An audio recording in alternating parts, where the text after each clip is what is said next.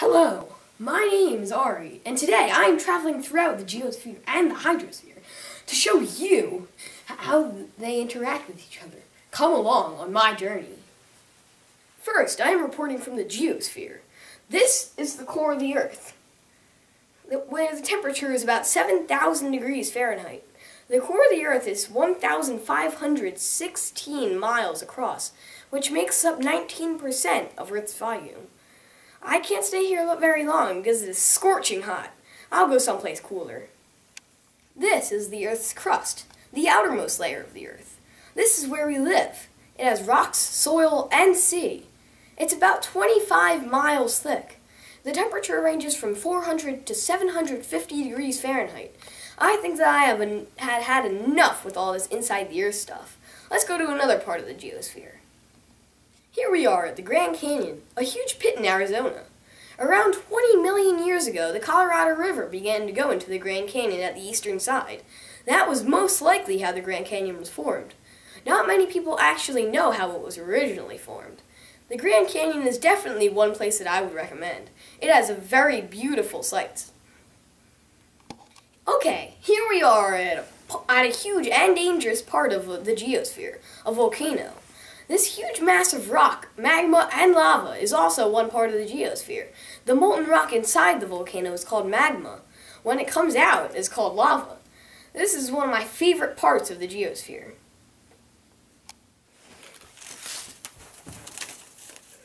No, not that kind of rock cycle. This kind of rock cycle. The rock cycle is one cycle of the geosphere. It contains all the rock types, metamorphic, igneous, and sedimentary. The sedimentary rock can turn into igneous if it melts. Igneous can turn into metamorphic with heat and pressure. Those are some parts of the rock cycle. Another big part of the geosphere is all the land on the face of the Earth. The land is what humans build on, walk on, and live on. Everything that you see below you is either on or is the land. The land can also be affected by other things. Keep that in mind as we move on to the rest of our exploration. Let's go explore another part of the world, the hydrosphere. The cycle of the hydrosphere is the water cycle. It contains all the stages of water. Water evaporates into the air and condensation happens in the clouds when the water collects. Finally, precipitation happens when rain, snow, or hail comes down from the sky. That is the water cycle. Ah, ocean breeze. Now we are arriving at one of the biggest parts of the hydrosphere, the ocean. The ocean covers 71% of the whole Earth. The ocean also contains 99% of living space on Earth. The ocean is salt water, and only 1% of all water on Earth is fresh water. People mostly only drink fresh water. Let's go explore another part of the hydrosphere.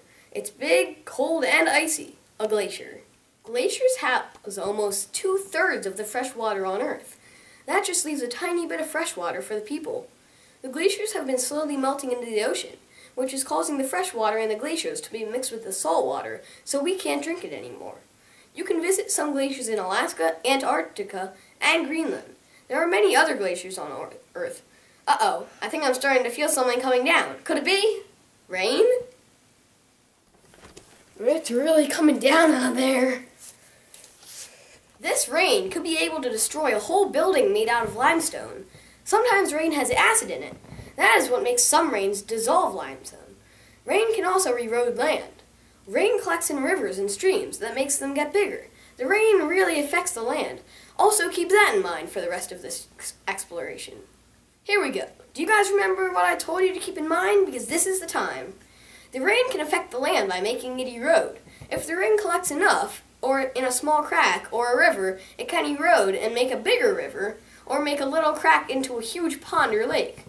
That is one way the geosphere interacts with the hydrosphere. Time for some well-sponsored commercials. Hi, I'm Ari Wiener, and this is Baby Ari Wiener.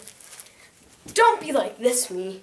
Go to Maple Glen, the best school in the state. Or you can go to some other private school where you learn nothing but squares. Don't be like this, me. Go to Maple Glen. Sign up today.